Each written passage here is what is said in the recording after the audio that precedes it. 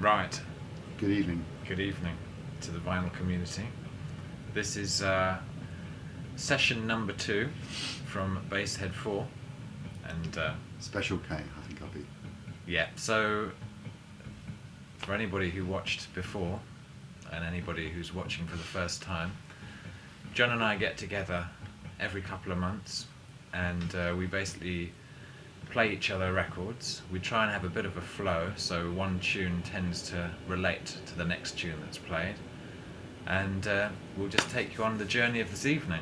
Yep. So we started with I don't think I've seen anyone show this album, Siddhartha. So based here in Kent, in fact from Canterbury, local band.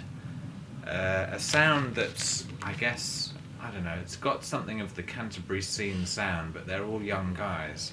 There's a bit of a pastoral feel, a bit of a prog feel, a jazz feel, very melodic. Really great album, actually, highly recommended. I think this band are about to break quite big, but anyway, Siddhartha, check them out.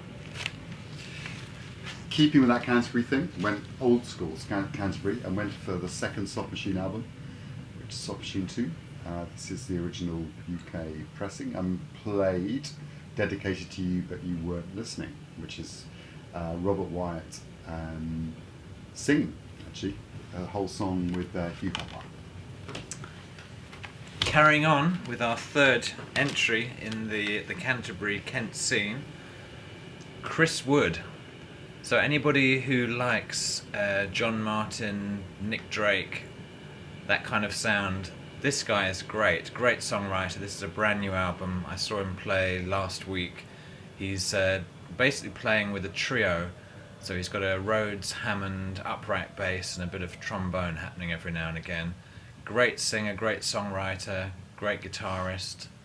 Highly recommended. Chris Wood, check him out. Yeah, sounds very special to me. And it was the Sweetness Game that we listened to. Nothing whatever to do with Canterbury. The next one up was, so forget the flow. The next one up was Tom Waits and played Somewhere Over the Rainbow from the album Blue Valentine. On the back we have Tom Waits and Ricky Lee Jones on the bonnet of a car. So our connection with this album, which is Flora Purim's Butterfly Dreams, was that George Duke played on both albums. We listened to what did we listen to? Moon Dreams, I think, on here. Really great album, 1973. Fantastic band. There's Flora Airto, there's Stanley Clarke, Joe Henderson, George Duke, David Amaro. Just really refreshing fusion, but when fusion was just really beginning to happen, you've got jazz, Brazilian rhythms, sort of psychedelic vocals, great playing, great album. Very nice record. And kind of loosely connected, went for Milton Nascimento's album. Now this one is kind of almost like a twin to Wayne Shorter's album, Native Dancer, so if people know that one, this is almost like kind of recorded around the same time.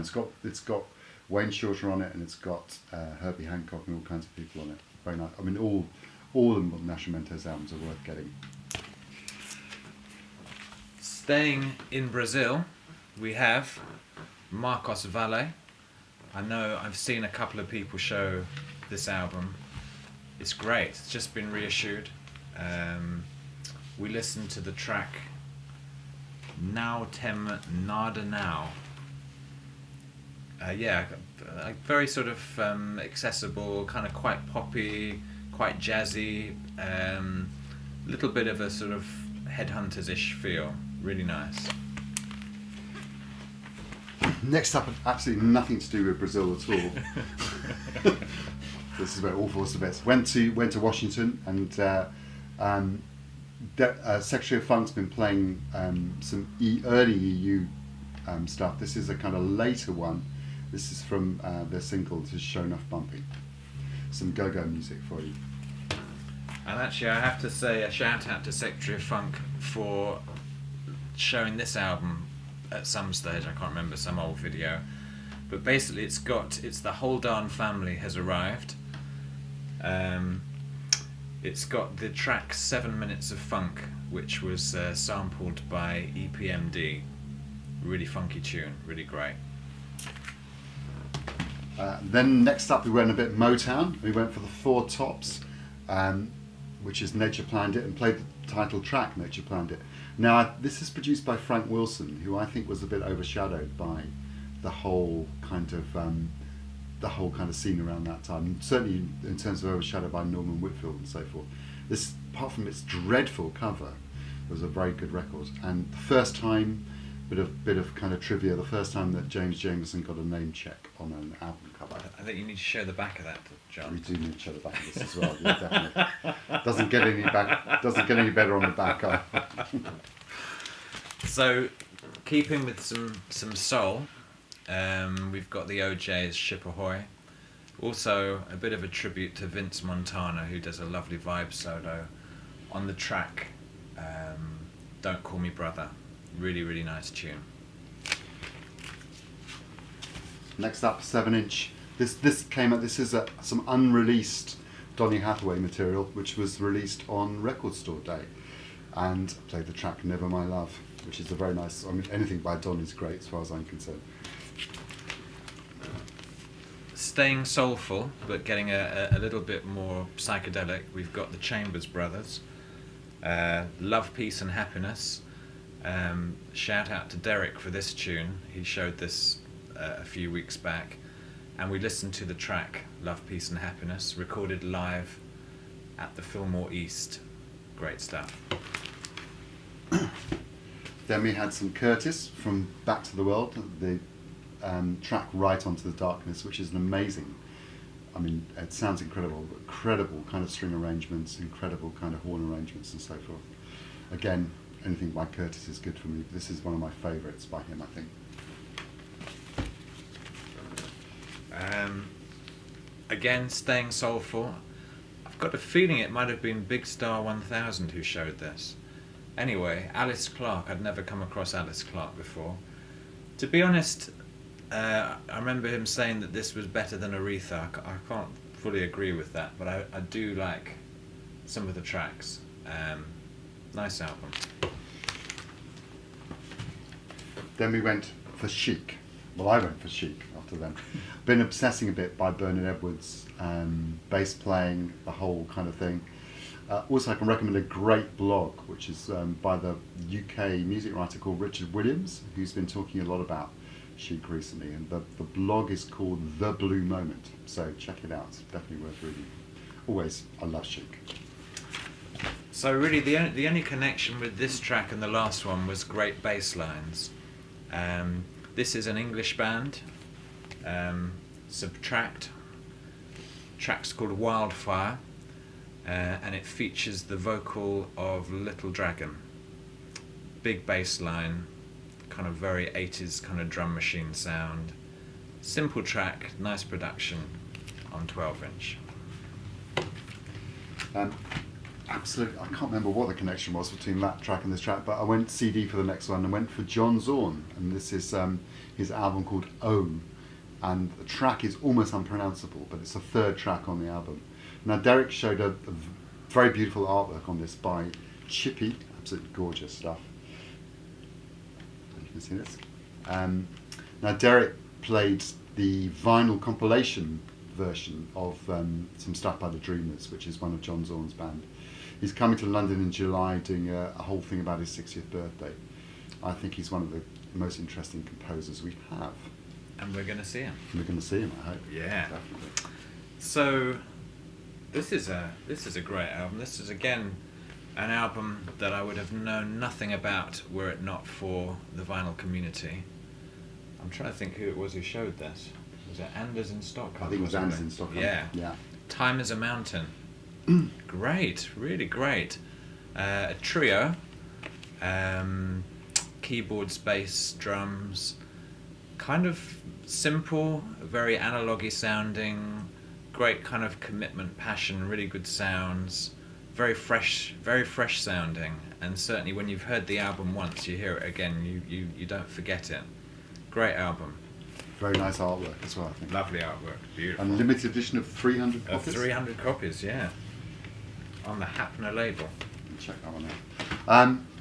Then went for Wilco. Oh, This is one that, I mean, to me, Wilco are kind of one of the most interesting kind of rock bands around these days, if not the most interesting.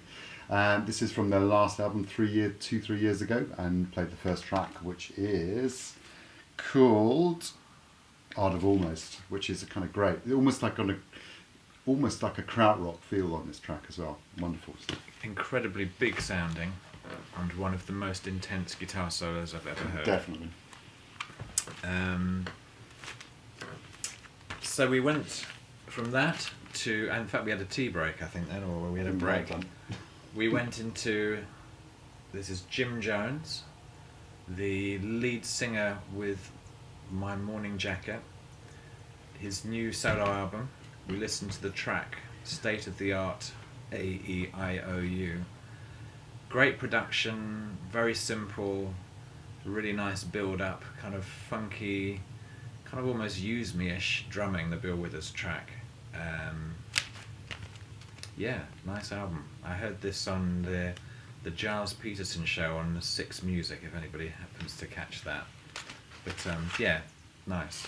Sounds absolutely nothing like My Morning Jacket either, which is kind of Indeed. interesting.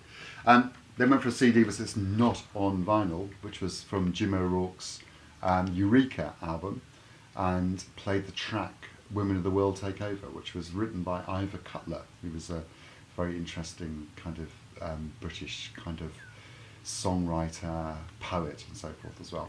Eccentric. Eccentric, definitely eccentric. Jim O'Rourke. Jim O'Rourke is kind of massively underrated, I think, and a big influence on a lot of stuff that's happening at the moment. Very nice production on that, and for some reason it led me to think of the Beatles and Abbey Road, and in particular the track Sun King. It just seemed to fit very nicely. This is an original pressing. Actually, it was my mum's. I've got all her Beatles records now. Sounded very good, sounded very big. You probably get arrested just for showing a Beatles cover on YouTube. Actually, so be careful. Led Zeppelin. I don't know what the connection here was. I think maybe thinking classic albums, but we played Kashmir from Physical Graffiti. And a rather obtuse connection here with the singer-songwriter Roy Harper and the album Bull in a Ming Vase, which is that quite often Jimmy Page guests on his albums, and sometimes they play live together. And we listened to the very typically English pastoral track, One of Those Days in England. Came out in 1977 and was very much not what was happening in the scene at the time, but a very nice album. And then I guess maybe the singer-songwriter connection. I went for Bob Dylan, actually, who was 72 yesterday, or yesterday now. Happy birthday, Bob. This is an interesting album that he does, very underrated. Strangely got Sly and Robbie on bass and drums from of Reggae and Jamaica fame, and played the track Sweetheart Like You. Yeah, and the connection obviously with this, which is Black Uhuru and the album Red, which I should say is in very tasty red vinyl, was the Sly and Robbie connection, who also produced this album. And Around the same time, I think. yeah, I'm trying to remember what the track was we listened to. It was Journey, great bass and drums. And then went for another 7-inch, and this in fact was given to me by Basshead 4 for my birthday a couple of weeks ago. And this is an Augustus Pablo track called Java. Really nice reissue on marbled 7-inch vinyl. I don't think this is going to come through, but this is Look at nice. that. Actually, look at that. Beautiful. Yeah, well, look at this. Blackboard Jungle Dub box set Upsetters. This is gorgeous. I don't know if that's a record or a fetish object. Actually. I'm not quite sure. Look at this. Come on. 3 10-inches. Red, gold and green. Beautiful. fantastic pressing of this album, and sounds amazing. Lovely thing to own. It's got a great poster. And what do we listen to? Blackpool Jungle. Blackpool Jungle Dub, version 1. Yeah. That was excellent. It sounded great, actually. There's only really one way to follow Lee Perry, and that's with Sun Ra. So I went for Sleeping Beauty, and we played not all of, but quite a big chunk of the Sleeping Beauty, the track itself. This is one of those beautiful Art Yard reissues. Is it Paul Dennett or Phil Dennett? I can't remember his name actually. Apologies, whoever it is. Has done a whole set of reissues on vinyl, also reissues on CD and so forth. But this is great. Sounds amazing, actually. This is one of the most, I mean, if you're kind of scared of Sun Ra, this is one of the most kind of gentle and relaxed of his albums, actually. Slightly tenuous connection in that there's a drummer on the Sun Ra album called Luckman Ali, and I played the track called Luckman off this album, which is Michel Ndegeocello, the Spirit Music, Dance of the Infidel. This is a really fantastic album. I mean, she's an astonishing artist. Every album she does is almost entirely different from the previous one.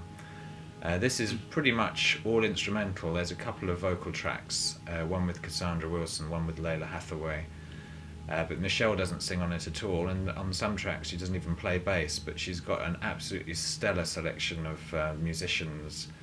Oliver Lake, Joshua Redman, Gene Lake, Wallace Roney, Matthew Garrison, Kenny Garrett, Orrin Coltrane, Chris Dave, list goes on and on.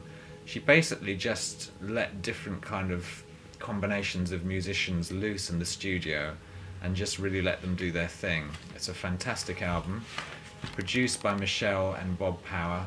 Highly, highly recommended. Definitely. Great record. Next up I went CD as well. I actually got this on record, but I can't find it. It's got lost in the midst of my record collection. This is a Buster Williams record called Pinnacle. No, yeah, it is called Pinnacle. Kind of somewhere in between, slightly got the feeling of the Marwan Dishi kind of Herbie Hancock band. It's got Buster Williams and Billy Hart on it and so forth. Very nice track. And played the track called Bataki off that. Nice album, recommended. Yeah, just seemed to feel the right thing to play the Rubaiyat, or whatever it is. Rubaiyat. The Rubaiyat of Dorothy Ashby, with some very funky koto playing from Dorothy and some quite sort of ethereal vocals from her as well. We listened to The Moving Finger.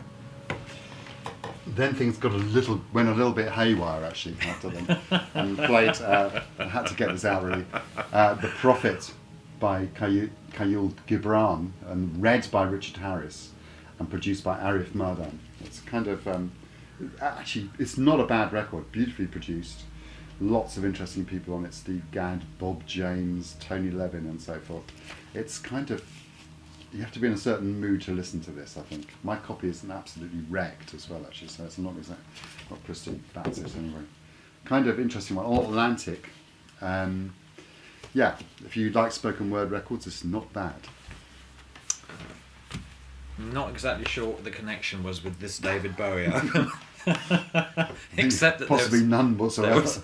The only connection really was that there was a very good documentary on BBC Two yesterday, which I'm sure you can catch on the BBC iPlayer. We listened to the first single. In the UK we're talking about here. In the UK, sorry folks. The track Where Are We Now, which I think is a real classic tune. Fantastic production from Tony Visconti.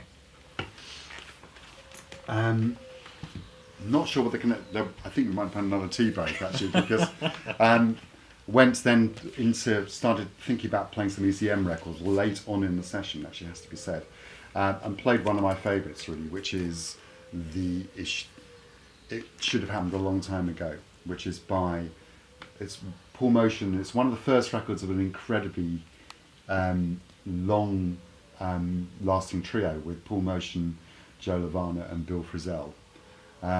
This was one of the first times they worked as a trio alone and that group went on to, I think, they played for years and years and years, right up until Paul Motion's sad death last year. So yeah, that's the track on ECM. Staying with ECM, we have Mikhail Alperin and Arkady Shulkloper. I'm almost certain that's not how you pronounce his name. Yeah. No, never mind. A very interesting blend of piano, melodica, voice, French horn and flugelhorn. And we listened to the track Unisons. There Then they are. my last track, and this is, I think I promised I was going to play something on Black Saint. This is one of my favourite Black Saint records. This is called Sight Song. It's by Muhal Richard Abrams, who's the kind of, almost like the kind of founding father of the AACM, Association for Advancement of Creative Musicians, based in Chicago, with Malachi Favors from Art Ensemble Chicago. This is a really nice record, actually, and kind of quite different to what you'd expect, I think, in many ways.